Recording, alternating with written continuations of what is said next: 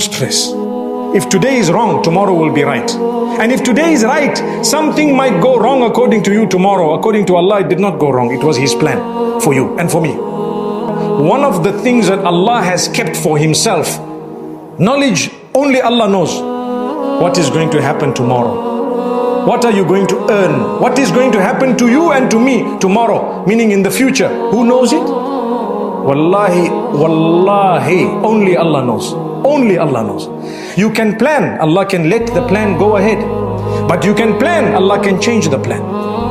You can think, Allah knows, and He is the only one who knows what will happen tomorrow. So develop your relation with Allah. Plan good things.